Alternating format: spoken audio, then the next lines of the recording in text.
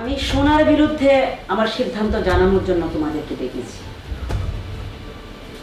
আম্মাজান, সোনাকে আমরা বোঝাবো বলে আপনাকে কথা দিয়েছিলাম, কিন্তু এরই মধ্যে সোনা এমন কি করে বসলো যে আপনি সিদ্ধান্ত নেয়ার জন্য আমাদেরকে ডেকেছেন?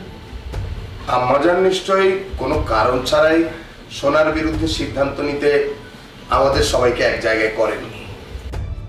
শওকত, তোমাদের ছেলে আমার কানে তুলা ঢুকিয়ে দিয়ে বলে কি না, গান গাইলে গানের আওয়াজ আমার কানে ঢুকবে না।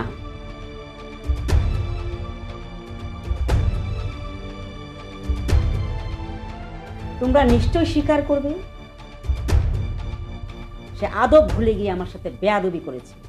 না না না, আম্মাজানের সাথে এরকম ব্যবহার কিছুতেই মেনে নেওয়া যায় না। আমার ছেলে অভি যদি আম্মাজানের সাথে এরকম বেয়াদবি করতো, আমি আম্মাজানের সিদ্ধান্তের জন্য বসে থাকতাম না। আমি বাবা হয়ে ওকে মির্জা বাড়ি থেকে বের করে দিতাম। আকবর, তুই শুধু সোনার বিরুদ্ধে সেই থেকে একই অভিযোগ করে যাচ্ছিস কেন বলতো? হ্যাঁ, সোনা যদি এই মির্জা বাড়ি থেকে বের হয়ে যায় তাহলে তোদের খুব সুবিধা হয়, তাই না?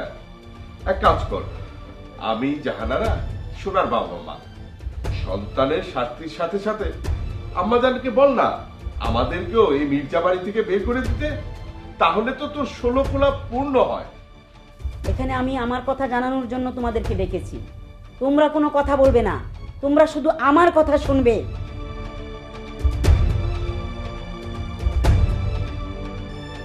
সোনা অন্যায় করেছে, অপরাধ করেছে। অন্যায় এবং অপরাধের শাস্তি সোনাকে পেতেই হবে।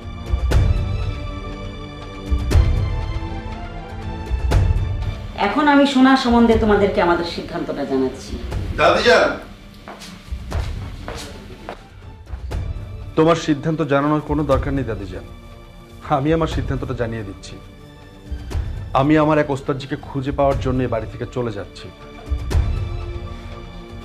এবং সেই যাওয়াটা আজই। সোনা, অবশ্যই যাওয়াটা কত দিনের জন্য, কত মাসের জন্য, কত বছরের জন্য সেটা আমি ঠিক বলতে পারছি না, সেটা বলা মুশকিল। এটা নির্ভর করে ওস্তাদজিকে খুঁজে পাওয়ার উপর।